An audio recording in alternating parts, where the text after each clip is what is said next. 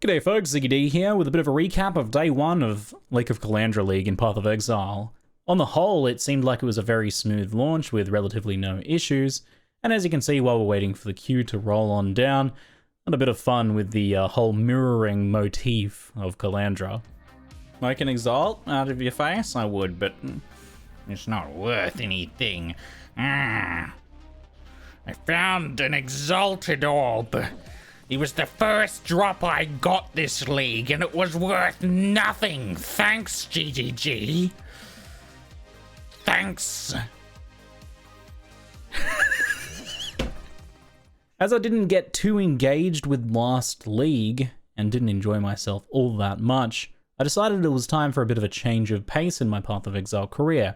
And as such, for the first time in a number of years, I've returned to hardcore. Particularly, hardcore trade is what I'm playing this time. It's just about time for my first hardcore run in years. I hope it goes well. Now, I used to play a lot of hardcore, but it has been a while, and Path of Exile wasted no time in reminding me just how dangerous Rayclast is. Ow.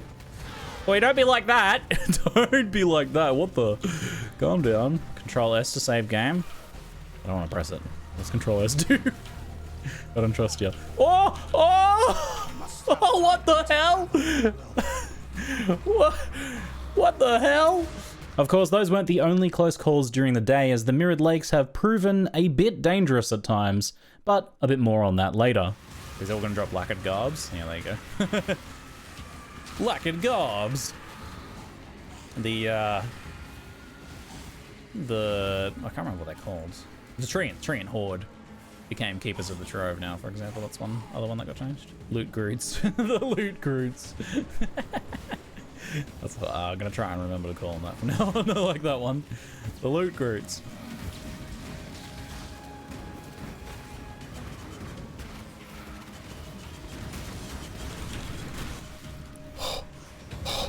Woo-wee, baby! What the? Haste auras. Yep, ghosted haste aura. Oh, heart skipped several beats there.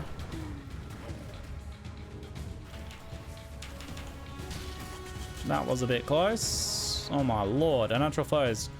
Necromancer. Oh, I got an iridescent helmet attachment. Thanks. My reward for surviving that particular encounter. Oh, I see.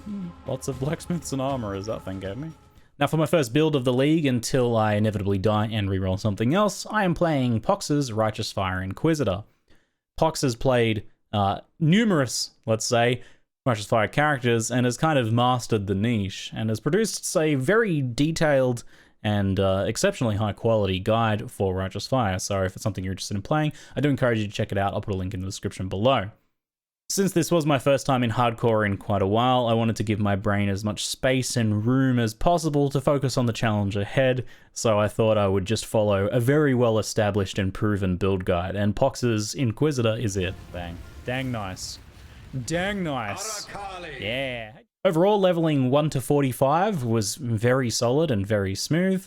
Magma Orb is a little bit uncomfortable, but it is actually quite powerful.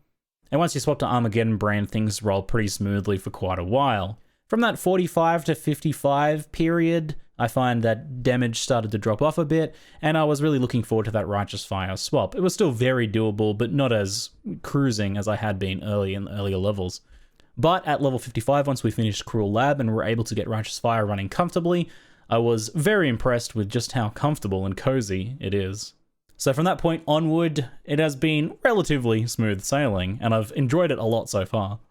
I ended up stopping for the day at level 65. I'm wanting to really take my time and immerse myself into it. Usually I try to push into endgame maps by the end of day 1, but this time I was like, look, if I only make it to Act 5, I'll be happy. We got a fair bit further than that, and I got to the start of Act 9, but I was happy to call it a day there and not push on too tired, since we do need to remain focused while playing. As soon as I upload this video, I'll be booting up the stream, jumping back on and pushing, hopefully, into endgame if all goes well.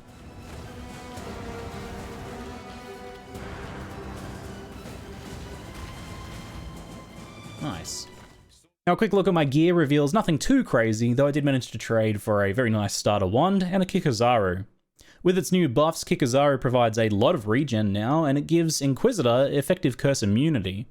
We do, after all, want to minimize every possible avenue of us getting killed, and curses do present some pretty big threats at times. So now let's talk about some impressions of some of the changes so far and the new content. Obviously, I'm still in the leveling, so I'm not going to be talking about things and their impact at endgame. I'm not going to be talking about currency and economic changes or harvest just yet. We'll wait until I have a bit more experience with those things. But first, let's talk about Archnemesis while leveling. Overall, it feels a bit more tolerable. I have been hearing some reports of bugs or something else causing the supposed cap of 2 Archnemesis modifiers to be exceeded, but I personally haven't witnessed that, and so far, encountering Archnemesis modifiers with rares with only 1 or 2 modifiers has meant that overall they've been pretty manageable, and you've been able to see what that monster is doing and engage with it relatively well. It's also worth mentioning that the rewards are substantially better. I mean, compared to last league, they offered no additional reward to regular rare monsters. Now, we quite frequently get rares with special modifiers that change their loot in some interesting way. I've had monsters dropping lots of utility flasks, which is very handy early in the league. I've had monsters converting things to jewel. I've had big bursts of currency, and various other fun little things that are a bit different, including items with all white sockets. So overall, like, actually dropping some interesting different loot is a huge improvement over, what was nothing. Now, don't get me wrong, I still don't really like Archnemesis as a whole. I think most of the modifiers are problematic, not very fun to engage with. But, like I said, these changes have definitely made the leveling process so far, at least, with Archnemesis much more tolerable. And those moments of, just obscene stuff that shouldn't exist while leveling has been relatively minimal. There have still been a few of those moments, especially sometimes when coupled with other mechanics, which I'll get into in a second. So let's move on to Lake of Kalandra. Let's say, in a nutshell, it feels well balanced, which is to say, as far as a league start of a new mechanic goes, it's a bit disappointing. You see, well balanced long term is all well and good, but I think at league launch while people are leveling, you want to give them something to get really excited about. You want things to be a little bit crazy, and you want things to be very rewarding. Lake of Kalandra's monster tuning, for the most part, apart from exceptions I'll get into in a second, feels really good. Like, compared to other league mechanics in the past, where you get swarmed by 50 monsters at level 2, this actually feels pretty well balanced. You get a reasonable number of monsters, they're spaced out a bit, you have a bit of chance to engage with them at your own pace, it's not timed or anything like that, so it works quite well. The rewards are fine. That is to say, you get a little bit of currency, and you get a few rare items, which is, again, feels pretty balanced for league launch. However, it's not particularly exciting, and I can't really say I got anything or had any particular moments where I was particularly excited. So that's a bit of a bummer. Hopefully it is a lot nicer and a bit more exciting, a bit more thrilling at endgame, because I quite like the design of it on the whole, but it is not particularly exciting or anything to be particularly enthusiastic about while leveling. And that is a shame. I think ZiggyD really needs to lead in and get people excited on day 1 of the league when they're first rolling and leveling their character. This is one of those cases where I think it's better to lead with things being a little bit too crazy, and then, balancing them down, tuning them down, making them a bit more reasonable later in the future, like, for example, if the league goes core. Now, let's, however, talk about a couple of the exceptions or things that stand out from Lake of Kalandra so far for leveling. There are a few things, a few of the particular encounters, that don't feel very well balanced for leveling, but sometimes can be quite rewarding. A good example of this is Essence. The Essence tiles sometimes do some really nice stuff in terms of reward, like, for example, making the tiers of the Essences higher on every single monster. And the way that Essences scale with difficulty, it seems, is that the further they are away from the beginning, the entrance, the more Essences per monster there are. Now, the unfortunate kind of combination of factors here is that the scaling of difficulty is pretty hefty as you get into those higher difficulties. Essence monsters themselves get a lot more dangerous and a lot more tanky, and then not to mention that every single one of those rares is also an Archnemesis monster.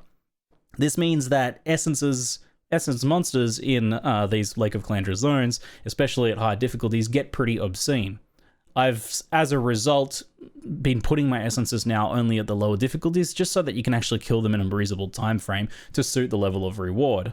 Another example of one that I've been much more careful with now after a bit of experimentation is the ghosted zones. So there is one that spawns ghosts and a bunch of rares, and ghosted Archnemesis rares, scaled up by difficulty from Lake of Kalandra zones, get pretty obscene as well. So those are ones I've been putting much earlier in the chain. I've also been trying to help out with both of those encounters by putting shrine mechanics, shrine encounters just before them, so I can grab a bunch of shrines before going into those encounters, and that certainly has helped. Right now, as far as the difficulty scaling system works in Lake of Kalandra, it seems like things ramp up on a pretty linear scale in terms of reward. Like if you get one of the regular generic encounters that gives you a chest, in the first difficulty, or difficulty 1 or 2, it'll give you like 1 rare item. And then at difficulty 8 or something like that, you tend to get about like 5 rare items. So it scales up in a pretty expected fashion. Again, nothing particularly exciting has happened yet in any of these encounters, which is a shame. I'd like to be able to post some highlight of me getting something super exciting from one of these chests, but so far it's just been, 3 or 4 or 5 rares in some of the higher encounters. I'll probably talk a lot more about Lake of Kalandra's mechanics and my evaluations of it once I've had some more chance to play with it, particularly at endgame, and had a bit more chance to evaluate it. It seems like my first impressions, though, are that this might be one of those mechanics where ZiggyD has to come in within a few days and, give things a little bit of a nudge upwards so that people can be a bit more enthusiastic about it. Because right now, I'm not really getting that sense. Now, talking about that might not lead you to believe it, but on the whole, my Path of Exile experience for day 1 in hardcore was very enjoyable. I have found the change of pace to be reinvigorating, so I think this swap to hardcore trade was a good idea after last league where I didn't get as immersed into the game and didn't end up playing it for a very long time as a result. I just got ground down by the Archnemesis changes and didn't really get that into it. So I think this has been a good change. Hardcore trade is going to be interesting to explore. It's a pretty small community. In fact, in the past, we ran a private league which had more players in it than Hardcore Trade has in it currently. So it's a bit like playing a private league, a quieter one. I think currently there's about 800 players in Hardcore Trade, so it's a pretty small and potentially cozy community. If you'd like a change of pace, a little bit of challenge or something, and you'd like to potentially have some pleasing social trade interactions with me, then maybe come join me in Hardcore Trade if you're also looking for, a bit of a change. You can't handle my most pleasing social trade interaction. Anyway, folks, that's enough of my rambling. I'm keen to get back into it. So I'm ZiggyD, and thanks for watching. Excellent. Let's get started.